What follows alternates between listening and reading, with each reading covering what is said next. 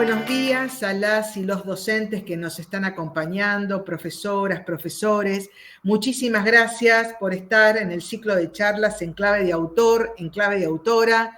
Como ustedes ya saben y lo han percibido en la placa, hoy estamos con Marina Pauloso. Buenos días, Marina, ¿cómo estás? Hola, buen día, ¿cómo están? Gracias por acompañarnos. Como ustedes ya saben, Marina Pauloso es pedagoga, investigadora, profesora de grado y de posgrado en cátedras vinculadas al campo curricular de la Universidad Nacional de Lomas de Zamora, de la Universidad Nacional Pedagógica, de la Universidad Nacional de La Plata, entre otras. Además, es directora del Instituto de Currículum y Evaluación de la Universidad Nacional de Lomas de Zamora y se desempeña en espacios de diseño y gestión curricular de la Dirección General de Cultura y Educación como asesora del nivel central. Bueno, yo sé que ahí me están escribiendo desde el territorio, muchísimas gracias, General Alvarado, Merlo, en el Instagram me están acompañando desde Guaminí, Las Flores, Patagones, Merlo, Tigre, Las Heras. Muchísimas gracias por estar del otro lado de la pantalla. Como siempre digo, la dirección de concursos, todas las acciones que lo hace a través de VA Educación quedan grabadas en el canal para que después puedan volver a disfrutarlas. En esta oportunidad estamos con Marina. Marina, buenos días, nuevamente, y te damos la palabra para que comiences con ese tema tan importante que es el diseño curricular y algunas cuestiones. Bueno, muchas gracias, Susi. Buen día a todas y a todos. Gracias por la convocatoria para hablar sobre el currículum ante los colegas. Mi idea es plantear algunas cuestiones generales del diseño curricular como parte del campo de estudio e intervención para luego plantear algunas cuestiones de la actualidad curricular en nuestro país. El desafío que implica hablar sobre diseño curricular es grande por varios motivos. Porque es una categoría, un significante muy polisémico que desde el campo curricular implica una discusión política, teórica y técnica que tiene varias caras. El diseño como proceso de elaboración y como producto normativo, el diseño como plan de estudios o como documento que contiene plan de estudios, el diseño como decisión política o como producción técnico-instrumental, el diseño como expresión conceptual ante un cambio de paradigma, el diseño como respuesta a reclamos o demandas o necesidades sectoriales o corporativas, el diseño como propuesta de formación, de enseñanza, entre otras posibilidades. Entonces, ¿de qué hablar entonces? Me preguntaba, ¿no? ¿Cuáles son las cuestiones en las que vale la pena que nos detengamos? ¿Cuáles son las preguntas iniciales que se tienen que hacer para entender de qué se trata o cuál es el problema, ¿no? Sabemos que William Pinar, un autor anglosajón, digamos, americano, pero de idioma inglés, define el campo curricular como una conversación complicada. Es una postura que permite no solo plantear la conversación como constitutiva de los procesos curriculares, sino que también pone en valor la complicación. No solo la aceptación de la complicación, sino también la búsqueda de la complicación, la provocación de la complicación. Diseñar el currículum no es un proceso que va de lo simple a lo complejo, es un proceso que cambia progresivamente los niveles de complejidad, que dependerán de las características del trayecto que se diseña, del contexto, de la ilusión de lo que se espera obtener.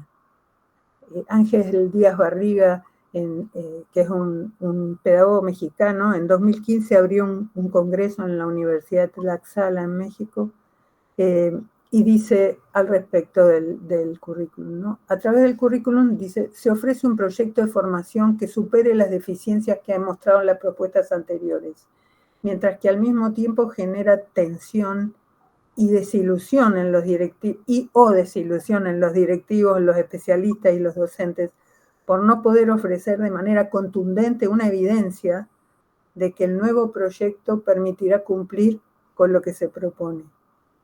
El currículum constituye uno de los espacios a través de los cuales el sistema educativo y la política educativa busca aterrizar sus metas y propósitos en educación. Es un espacio de concreción. Es una especie de visión idílica. Supone que logrará una mejor formación de los alumnos una vez que se haya aprobado y se haya formulado. Pero el mismo Díaz Barriga dice, en ese mismo discurso, que la implementación de un currículum, yo diría, más que probablemente, seguramente va a traer desilusión, porque en realidad el diseño es una apuesta al futuro, es una hipótesis, es algo que todavía no existe. Al emprender entonces cualquier proceso de diseño curricular a partir de una decisión política que haya acontecido, algunas cosas se saben. Se sabe si ya ha habido un diseño anterior o no. Se sabe si lo que está en juego es una cuestión política solamente, o también es académica, o también es burocrática. ¿Qué significa esto? Que en ocasiones se cambia un diseño existente porque hubo cambio de gestión política, o se trata de un diseño desactualizado o envejecido conceptualmente, o técnica o metodológicamente, o se trata de un diseño que busca ocupar una vacancia, o se trata de un diseño que perdió la validez y el reconocimiento oficial. Quizás estos sean los principales motivos, o los más frecuentes motivos para iniciar procesos de diseño curricular. A partir de este panorama, y gracias a conocerlo, comienza una disputa, una gran disputa de todo proceso de diseño, que es qué queda dentro y qué queda afuera. ¿Qué significa dentro y afuera? ¿Qué queda escrito en el diseño como documento y qué no queda escrito? La primera gran discusión quizá no sea la respuesta a la pregunta ¿qué deben aprender los estudiantes? Porque la gran discusión previa a responder a esa pregunta es la discusión que se genera al plantear el cambio de un diseño hacia otro.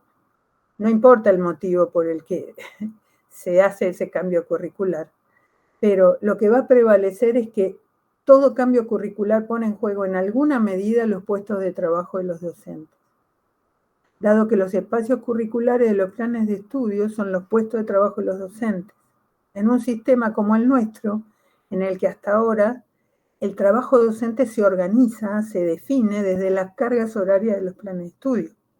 Por tanto, sacar, agrandar, reducir, agregar espacios, materias, horas de interacción entre docente y alumno implica cambios en los puestos de trabajo. Por lo tanto, los pone en riesgo y los pone en disputa.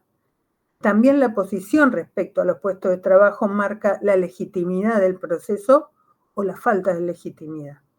Al iniciar los procesos de diseño hay que saber dimensionar y tener definiciones respecto a los puestos de trabajo comprometidos y las posibles presiones corporativas que estas situaciones generan. Obviar esto es en el inicio seguramente va a obstaculizar el avance en la tarea de.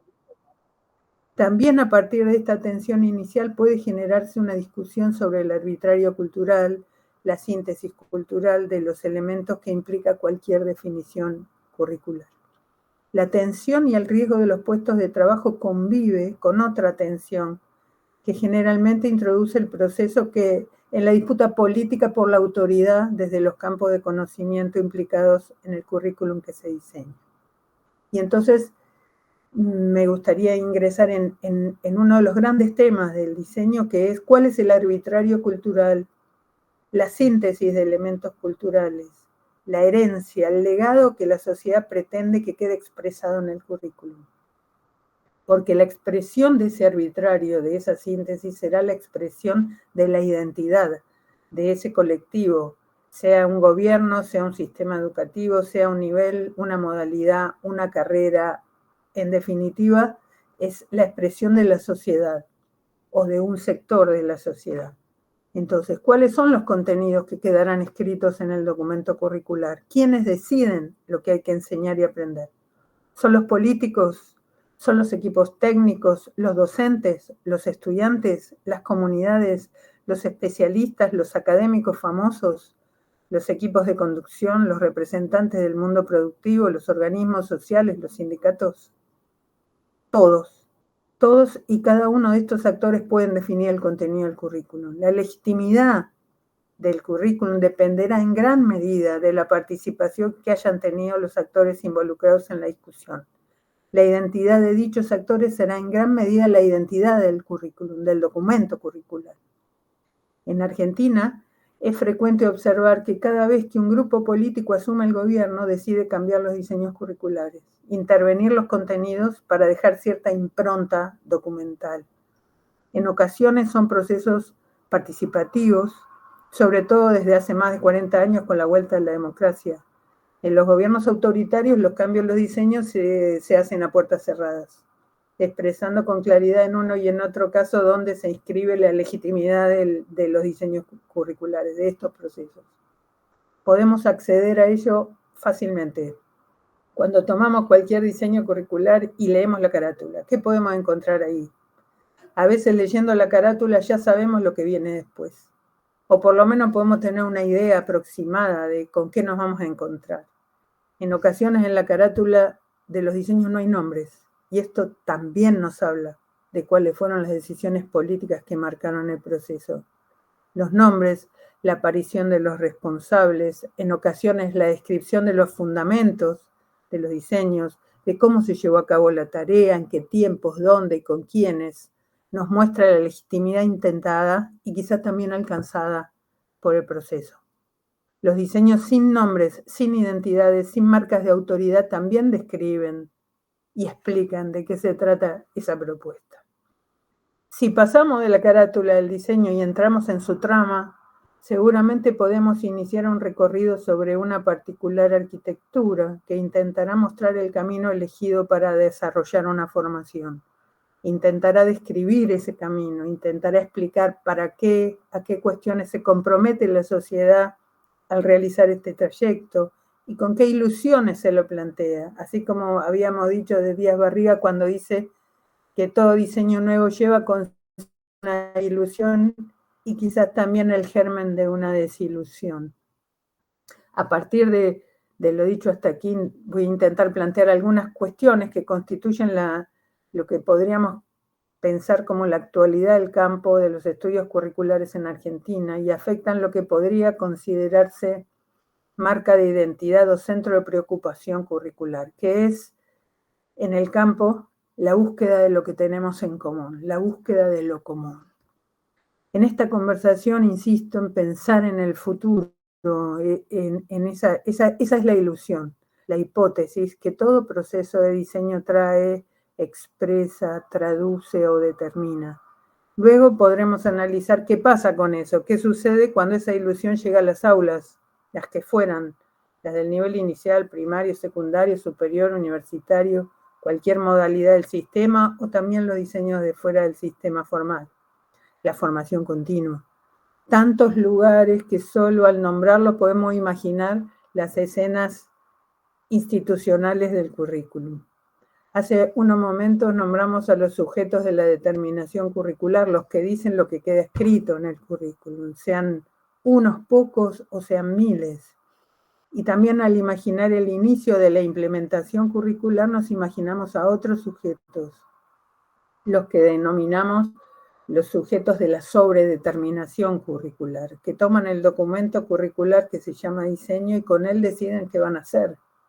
Y desde ese momento nace otra historia, la historia de una sobredeterminación, diría Alicia de Alba, la historia de una traducción, dirían Silvia Morelli y Alice Casimiro, también la historia de una interpretación, la interpretación como lectura, porque por definición el currículum es la traducción de un proyecto político que como tal pone en juego una infinidad de interpretaciones a partir de lo que allí se define.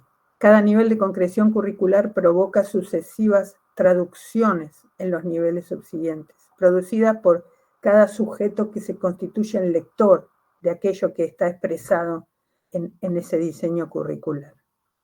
Respecto a la idea de traducir y por supuesto de interpretar, Morelli, que es una pedagoga rosarina, investiga en currículum de toda la vida, dice: la traducción nunca es completa y siempre existe la posibilidad de construir significados nuevos, imprevistos, inesperados y alejados de los textos de origen. Cada vez que un texto es traducido desencadena innumerables producciones de sentido. En las políticas curriculares la traducción nunca es lineal, ni siquiera de un documento a otro. Se trata más bien de una traducción múltiple.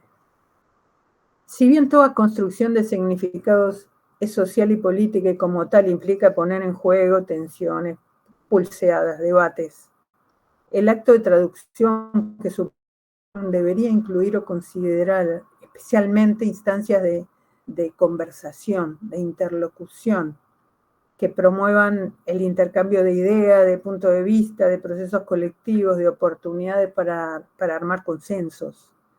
Tal vez se pueda pensar como una suerte de condición por la cual esa disputa interminable que es el currículum resulta ser la posibilidad de diálogo, de construcción colectiva, no solo con quienes enseñan o con las expectativas que tenemos respecto a los aprendizajes, sino también de los desarrollos productivos, entre otras cuestiones que se podrían plantear. Entonces, pensamos lo común como un asunto curricular por excelencia, incluso como posible matriz, porque el currículum no solo involucra estructuras y denominaciones semejantes, sino que también incluye aquellas representaciones acerca de lo curricular. ¿Qué expresa la sociedad como futuro? Cada vez que reclama, que alude, que interpreta o que espera algo para un tiempo determinado. ¿Cómo plantear lo común? Pero entonces, una pregunta más allá sería, ¿cómo plantear lo común si no hay acuerdo entre los involucrados? ¿Cuál es la base social que sustenta una idea de lo común? La pregunta sería, ¿qué es lo que tenemos en común hoy en Argentina que puede estar expresado en lo curricular o no? Desde hace más de una década, el escenario social muestra fuertes marcas de disgregación cultural, expresadas como rupturas y desde hace tiempo llamada grieta, sobre la que se construye más de un proyecto político. Esta grieta aparece expresada también en el campo curricular, en términos de una tensión, ¿no? Si pensamos en el currículum como una síntesis de culturales, tal como fue planteado, esa síntesis de lo común parece imposible. La existencia de una grieta nos enfrenta con la obstrucción de cualquier síntesis, al mismo tiempo que nos obliga a repensar cuáles son los bordes de lo común. La idea de lo común, de una matriz curricular, se ve interpelada por la discusión acerca de los sentidos que se otorgan a lo común en el contexto que se está atravesando.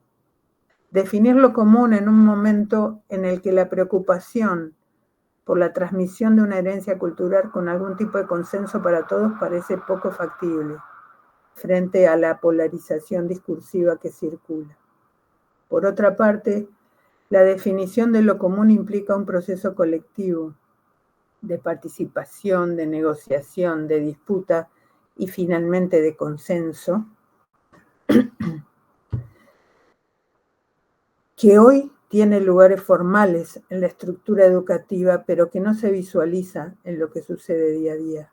¿Cuáles son los discursos que aparecen respecto a la escuela, a lo que la escuela y la educación pública debe brindar a la ciudadanía? ¿Dónde aparecen? ¿Dónde se expresan? ¿Dónde los buscamos? No es en los documentos curriculares. Por lo menos no es solamente en los documentos curriculares. Frente a la diversidad de posicionamientos, de actores, de interlocutores, de dispositivos de comunicación, la idea de herencia de lo común, legado o síntesis resulta difícil de definir. El conjunto de saberes y de prácticas que esta herencia ha comprendido históricamente hoy se ve interpelado por otros discursos que circulan e incorporan cuestiones que parecían saldadas, pero que evidentemente no lo están. Les planteo algunas cuestiones actuales, algunas cuestiones curriculares actuales. La historia reciente y la educación sexual integral hoy se encuentran incluidas en los documentos curriculares, pero ambas están siendo sometidas a intentos de exclusión sobre la base de los derechos individuales, como por ejemplo bajo formatos de cartas de padres que pretenden prohibir que a los hijos reciban clases de educación sexual integral y también que les enseñen acerca de, por ejemplo, la última dictadura militar. La preocupación, en cambio, está puesta en que la educación se ocupe del control individual de las habilidades socioemocionales, en las miradas individuales frente a la responsabilidad social de la educación. poniendo en evidencia que los acuerdos que se suponían consolidados hoy están puestos en cuestión. Los antagonismos que se plantean frente a los denominados temas emergentes como ambiente, género, democracia, tecnología, migración, territorios, se articulan desde algunos discursos que se van instalando por medio de voceros de medios de comunicación, redes sociales, con un alcance que no conocemos o que quizá todavía no podemos dimensionar. Podemos mencionar algunos de los temas que se agregan a los ya comentados. Los ataques mediáticos en torno a la alfabetización y sus enfoques de enseñanza como tema de disputa están destinados a poner en cuestionamiento la historia de lo común en la escuela primaria. Un discurso que plantea que la escuela, especialmente la estatal, ya no alfabetiza y por ende decreta el fracaso de la educación pública. Es una operación que ahonda en la grieta y la disgregación social. La apuesta es antagonista, no de construcción de un lugar común para la mejora de lo que existe.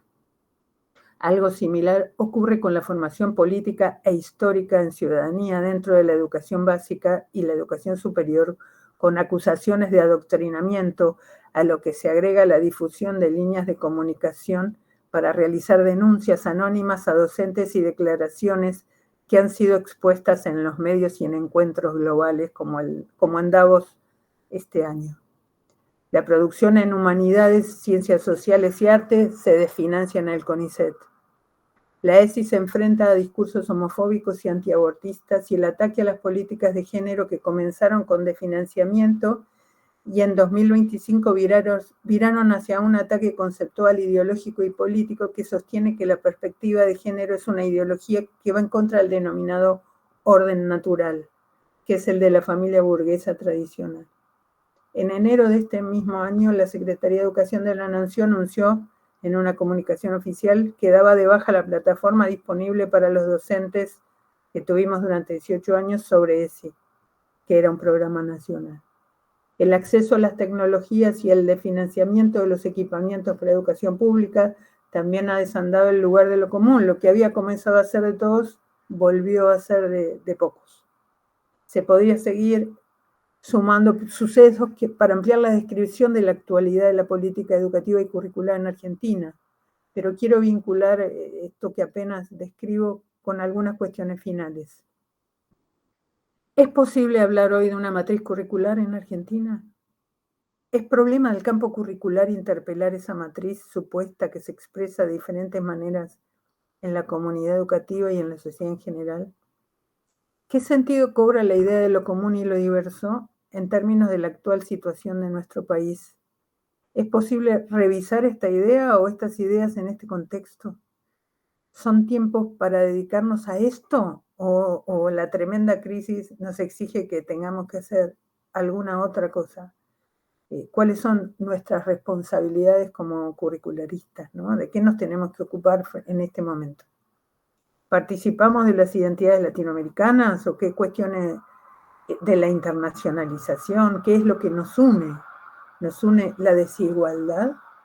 ¿Nos une el lenguaje, la mixtura, el conflicto? ¿Eso es lo común?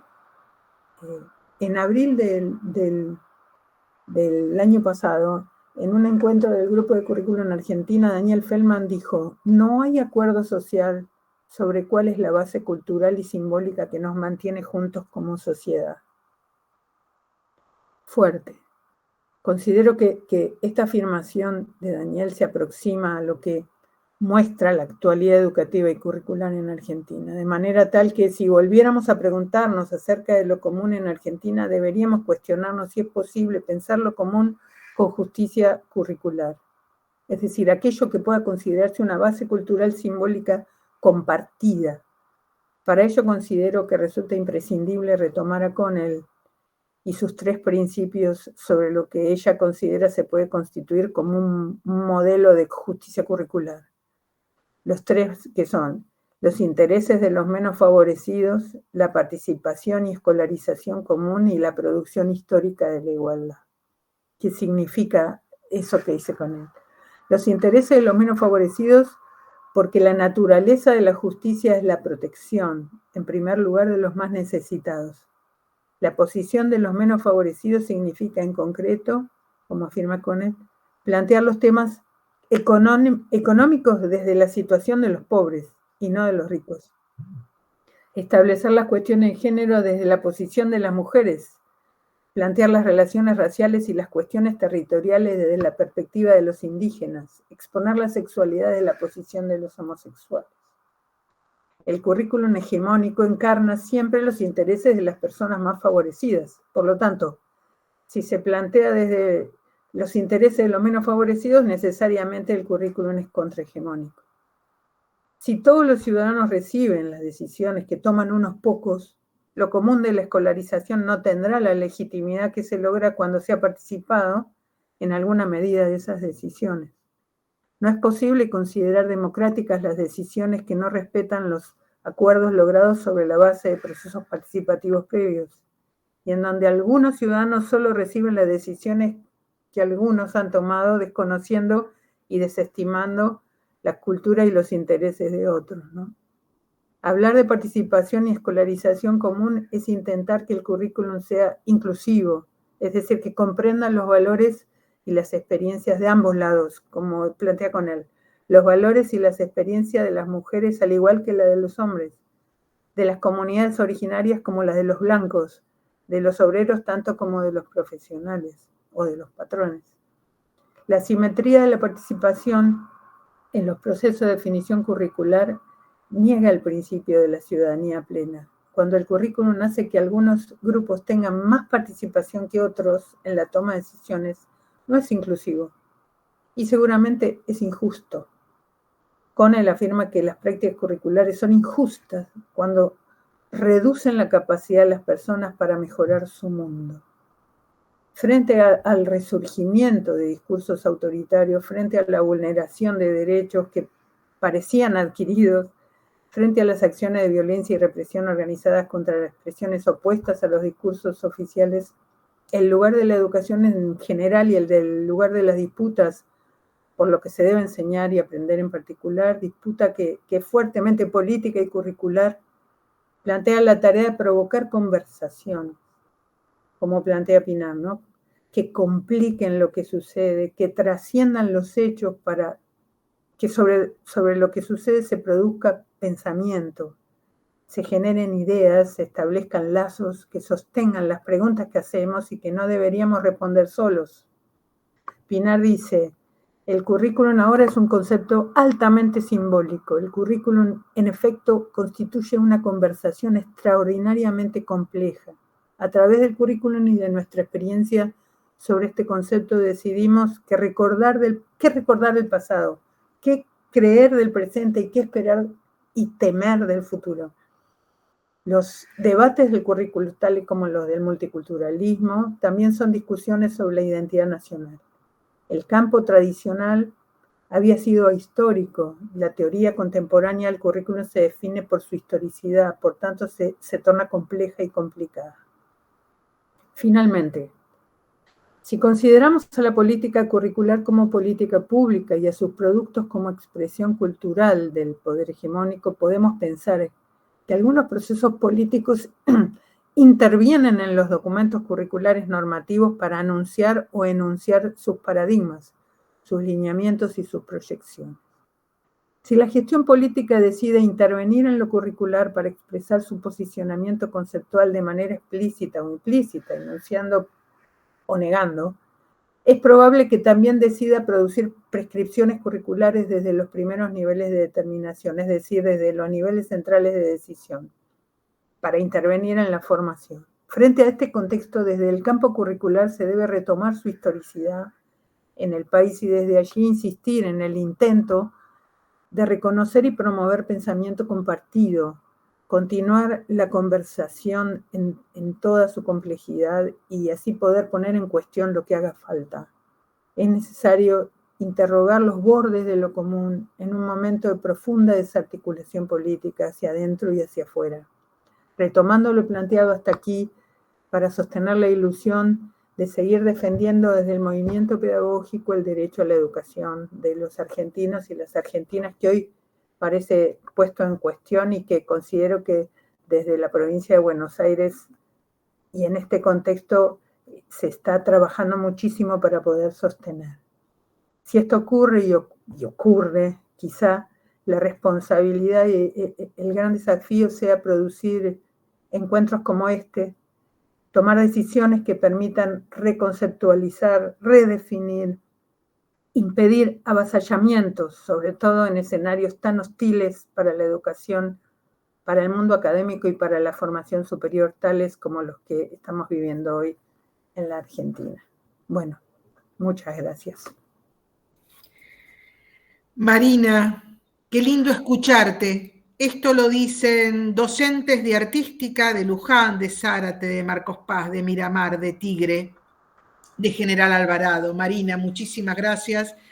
Yo les digo a las y los docentes que realmente es un texto, es un encuentro, una charla para volver a escucharla.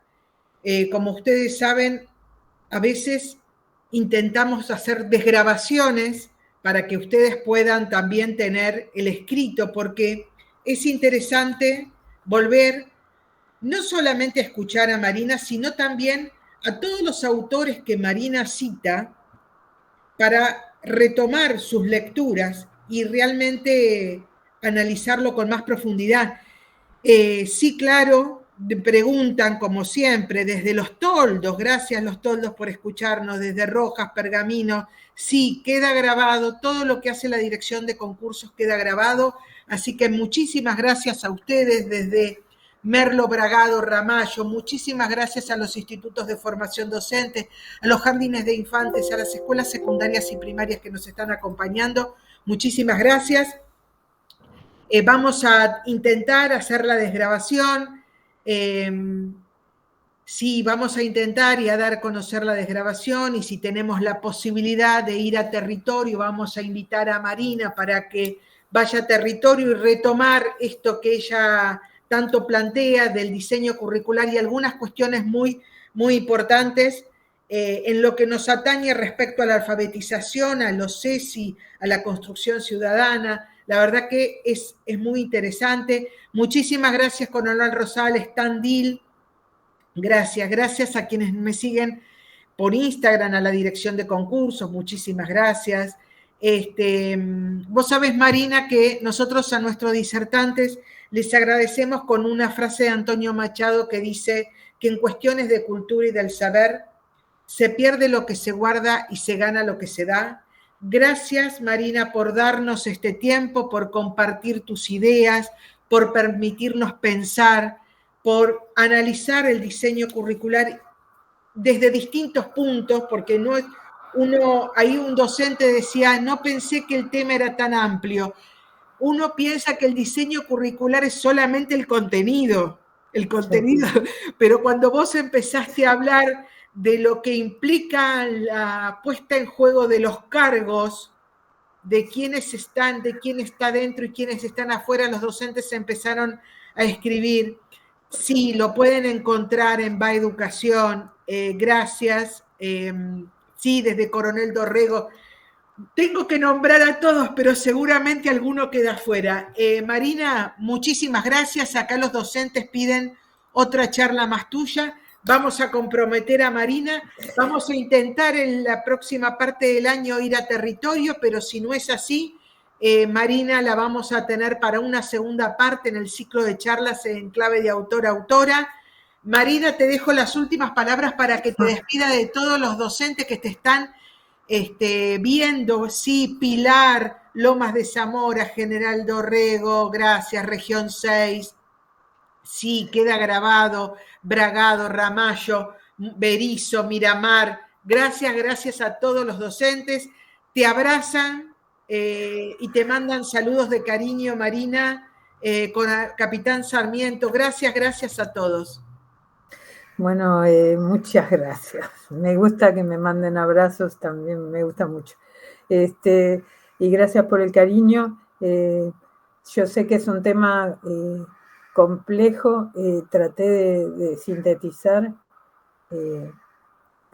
Te ofrezco el texto escrito, que lo tengo escrito, por si les interesa. Gracias. Y bueno, mi intención es plantear que conversemos, que hablar es pensar y que en estos tiempos tan distópicos tenemos que pensar juntos para poder encontrar el camino, el mejor camino, sobre todo para los que nos dedicamos a educar, ¿no? A la educación. Parece imposible, algún autor dijo que la educación es imposible, pero nosotros si estamos acá es porque pensamos que algo tenemos que hacer, así que me encanta compartir estos tiempos con ustedes y les agradezco un montón el intercambio.